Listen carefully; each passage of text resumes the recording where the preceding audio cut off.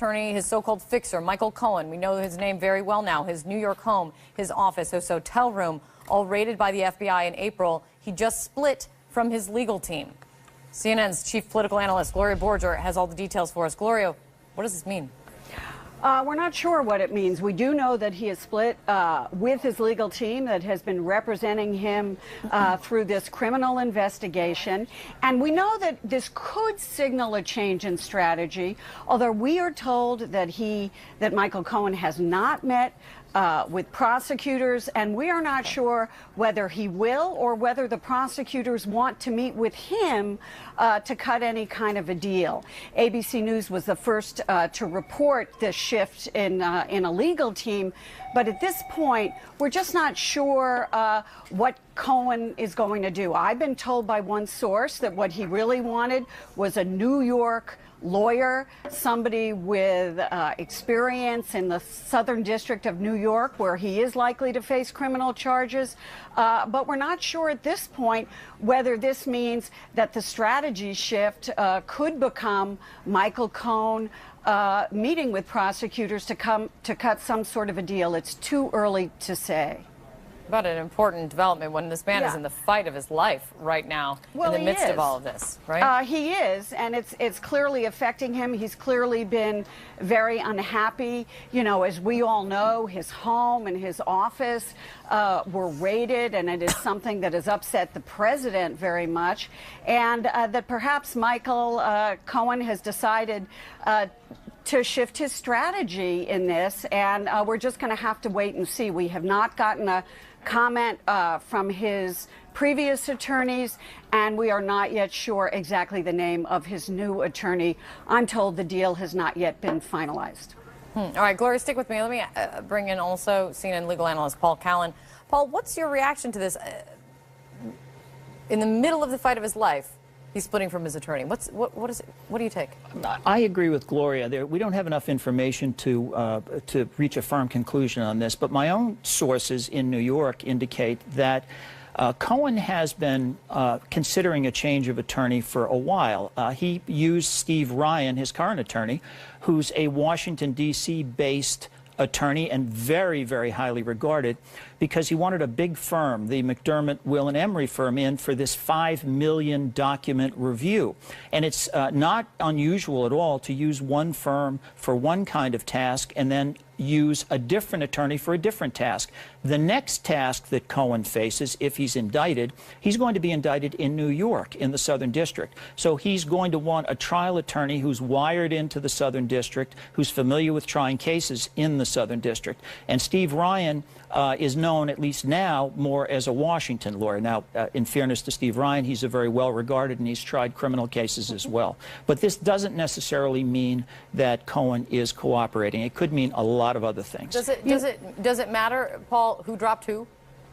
No, because it could. You don't know what the backstory is between the attorneys and Cohen. If they got wind of the fact that Cohen was looking for a change, that angers them, and they're probably happy to get out of the case. They may have come in only for the purpose of handling the document review. I mean, we really don't know at this point. You know, and Kate, Steve Ryan was originally hired, don't forget, to kind of shepherd Michael Cohen through his congressional testimony. I mean, that is his area of expertise, and Cohen, I know, really wanted a Washington attorney to help him, you know, navigate that morass before Congress, which he did. And then suddenly this turned into a very, very different kind of a case. And I'm told that Cohen decided that he now needs a different kind of lawyer with more experience in New York. What does this mean? Look, the president has weighed in on this case early, right? The fact that there's no longer attorney-client privilege, Gloria, and calling it a break-in at every turn. I wonder if this becomes a new chapter and if this means anything different for President Trump in terms of his exposure now. Well, we do. I can't answer that, but we do know. But we do know that the president was very upset about the raid of Michael Cohen's office and his home. He publicly called it a disgrace. privately, my sources are telling me that it was a game changer for the president because he found it so appalling that his personal attorney's office was raided, and it has affected even the president's lawyers' attitude towards the special counsel and his team. I think they're trying to navigate their way through that now as they talk about potential presidential testimony, but it is something that affected the president deeply and personally, and he was very upset about it. Yeah, and Paul, the fact that the source tells Gloria that Michael Cohen has not yet met with prosecutors to speak about a potential deal, unclear if one side is seeking it at all. Does that tell you kind of everything you need to know about where the state of play is right now? Well, if that's true, customarily prosecutors will sit down and have a session with a witness who's turning to vet the information. If they're going to offer you a deal, they want to be sure they're not being sold phony information. And it's called a Queen for a Day session, actually, the prosecutors call it. And if there's been no Queen for a Day session with prosecutors, that means we're not at a point where something serious is being negotiated yet. More information needed, but Michael Cohen, according to sources telling Gloria Borger, is splitting with his legal team. What this means for Michael Cohen and the case that is being built against him, we'll all likely find out. Paul, thanks so much. Gloria, thank you so much. We're going to have much more on this breaking news after a quick break. Hello, everyone. I'm Kate Baldwin. Break from the president and do so at your own political risk. Is that the most important message now of the midterm elections? Congressman Mark Sanford, a former governor of South Carolina, may have learned that the hard way. The incumbent losing in the Republican primary last night. His challenger, Katie Arrington, won following a last-minute endorsements from President Trump, a tweet just 3 hours before the polls closed. This morning, the president then taking some credit, at least, for Sanford's defeat with this tweet. My political representatives didn't want me to get involved in the Mark Sanford primary, thinking that Sanford would easily win. But with a few hours left, I felt that Katie was such a good candidate and Sanford was so bad, I had to give it a shot. Congrats to Katie Arrington. What are the ripple effects after all of this? What's the lesson now for every Republican in Congress? Joining me now, CNN political reporter Rebecca Berg. Rebecca, ripple effect, or is it more like a shockwave? Well, absolutely, Kate. The clear message that Republicans are receiving today after Mark Sanford's loss is that any Republican who wants to challenge the president is risking political suicide if they do so. Now, we had already seen that in some races with Jeff Flake challenging the president. He, of course, decided wants to challenge the president is risking political suicide if they do so. Now, we had already seen that in some races with Jeff Flake challenging the president. He, of course, decided not to run for re-election because his polling looked pretty bad. And then we saw, of course, Martha Roby running for re-election in Alabama. Her race is going to a runoff in a few weeks, largely because she was a critic of the president. And so we have seen other test cases for this theory, but Mark Sanford showing us once again just how perilous it is if you are a Republican candidate to challenge the president. He is, as you know, extremely conservative. He has a sterling voting record when it comes to conservative votes. The American Conservative Union supports him. Freedom Works supports him. All of these mainstay conservative groups supported him, Kate, but because he didn't support the president, none of that mattered. It's extremely unusual ideologically. There was no getting to the right of Mark Sanford, but he decided not to support the president. Yep. That seems to be the case, and that seems to be a very big factor in what we're looking at today. Rebecca, thanks so much. Really appreciate it.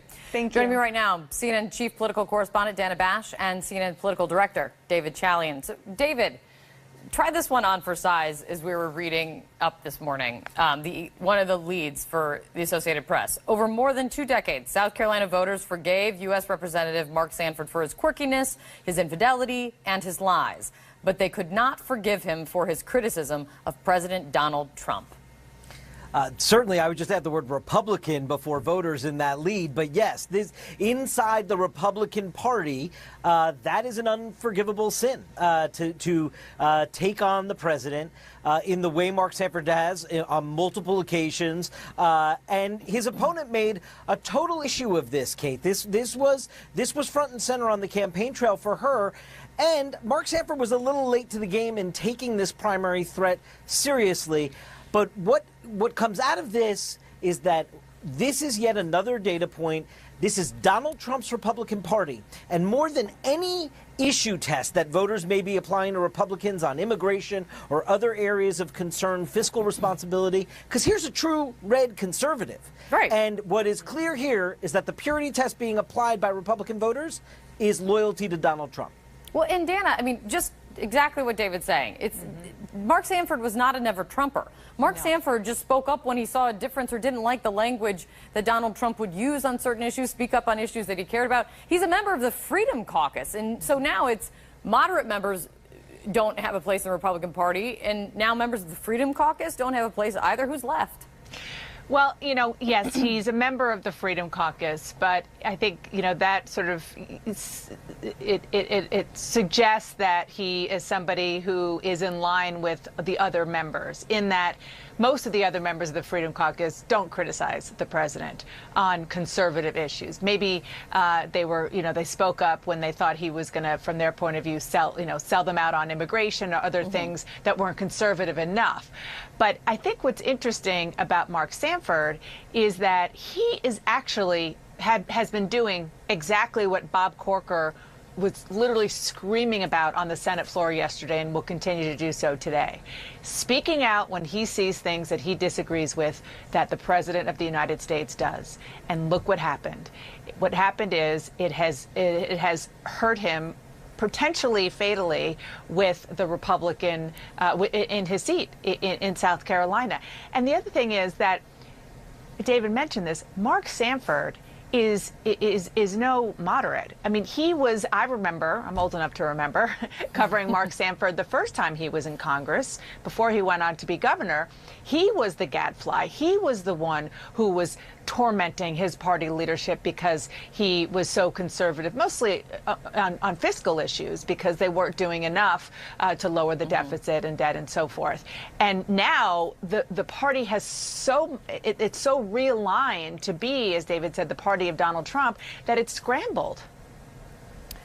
David, speaking up against Trump, though, this is clearly is one of the factors, at least maybe the factor that sank Mark Sanford, but it didn't sink everyone. You've got Scott Taylor out of Virginia. He's spoken up when he disagrees. Barbara Comstock, she's also in Virginia. She's spoken up when she disagrees. Is this the difference between South Carolina and Virginia?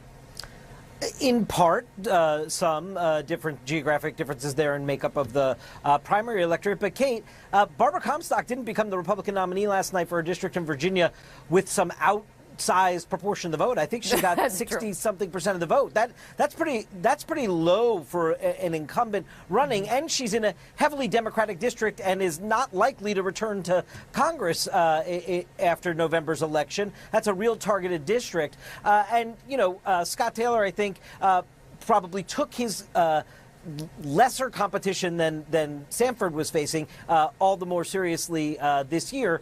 So, yes, not all things are equal. It's not a guarantee you're going to lose your job from the voters if you speak up against the president. But I think if it is part of your identity, which I think it was for Sanford in the district, and certainly his opponent made it that way, it proved really problematic. Yeah, if it's branded or if it's reality, it's still the reality when it comes to the election. Dana, sticking on Virginia, the Republican nominee for Senate has made headlines for a different reason. Corey Stewart, I mean, someone who very firmly stood with Donald Trump's position that there were good people on both sides of the issue when we're talking about Charlottesville, saying there's blame to go around. He made that case over and over again when I interviewed him after Charlottesville. Just to remind our viewers, watch this. And the left is doing a very good job of trying to conflate neo-Nazis with conservatives. It's wrong, and the Republicans are refusing to stand up against it. Well, establishment Republicans are afraid died? of being labeled by CNN as racist and bigots, and they know that that's exactly what you're going to do, and there's only a few of us who are going to stand up to you. Is it possible that it's because someone died who is counter-protesting? So what you're saying, Kate, who is is that counter-protesting and someone who is known as a sympathizing with neo-Nazi mentalities? Poor woman's death. You're trying to use this poor woman's death to say that Confederate monuments should be taken down. There's no I'm sorry, equivalency is that there. what I There's said at all? there. I'm That's sorry, what is that what I said at all? That's exactly no, what... It stopped being about statues when people showed up with swastikas. It stopped being about statues when the left came and started the violence. And the violence occurred by both sides, including the left. Where's the condemnation of Antifa? Of all the things to agree with President Trump on, this is a guy who appeared at public events with a well-known white nationalist leading up to the protests in Charlottesville. If the Republican Party is the party of Trump, is this part of the trend? Yes, it is. Now, Virginia might be a little bit different because the National Republican Party, they didn't seem to be working as hard as they have been in other places to find a candidate that could beat the incumbent Democrat, who happened to be the guy on the Democratic ticket in 2016, Tim Kaine. So when it comes to kind of the internal fight, there was less of one among Republicans in Virginia. Having said that, yes, I mean, as you just played, Corey Stewart is a absolute supporter of Donald Trump, unfailingly so, and worked for him very, very hard, and that helped Donald Trump back in the 2016 Republican primary. But now it's a different story, and Virginia is also a state that has been trending Democrat, and that also helps the incumbent Democrat, Tim Kaine, and probably makes Corey Stewart appear more of an outlier than he would maybe in other states where it would be more competitive between a Democrat and a Republican. David? Yeah, look, Donald Trump tweeted his support this morning for Corey Stewart, and I am sure Corey Stewart is going to wear that with pride throughout this whole campaign. That's different than how we saw Ed Gillespie, who Corey Stewart just fell short to in the Republican primary for governor a year ago, Kate. Ed Gillespie chose a different path, and that didn't work out so well for him against Ralph Northam in the governor's race last year. And so Corey Stewart's going to try and prove that the Donald Trump path to the presidency, that you can keep your rhetoric as red meat for your base through the primary season, as you can through the general election season, and be successful. That's a tall order in Virginia this year, what is likely to be a Democratic year, but that's the test that Corey Stewart is going to employ. I, for some reason, don't see Corey Stewart, though, shifting it in his tactics. Exactly. He's going to keep the same rhetoric and his appeal all the way through November. Great to see you. Thanks, guys. Really appreciate it. Yeah. Coming up for us, the biggest enemy of the United States is not Russia. It's not North Korea. Instead, it's the media. That is according to President Donald Trump. That's not President Donald Trump from the day after inauguration. That's from President Trump this morning, lashing out again at the media just after he sat down with Kim Jong-un. Plus, speaking of critics, Senator Bob Corker slamming Republican leadership for not standing up to President Trump on the issue of trade. His new comments. You want to hear them. That's next.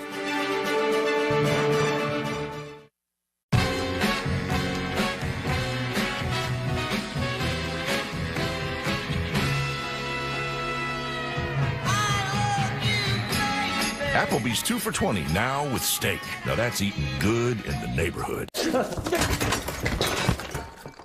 Historic summit with Kim Jong-un. He landed back in the United States early this morning and tweeted this: "Just landed a long trip, but everybody can now feel much safer than the day I took office. There is no longer a nuclear threat from North Korea."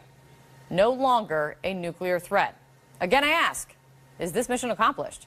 So far, there's no hard proof that the threat is gone, unless you consider a private meeting, the vague statement and promise that came out, and the handshake all the proof you need. That might not be enough, though, for some of America's closest allies. Secretary of State Mike Pompeo is in Seoul right now, trying to straighten everything out. CNN's Nick Robertson is there as well. Nick, what are they saying in Seoul? No longer a nuclear threat from North Korea. Do they think so? We haven't had that from the government here. So Secretary of State Mike Pompeo doesn't get into those meetings with the president and the foreign minister until tomorrow. But what he has done in the last few minutes is brief journalists. His pushback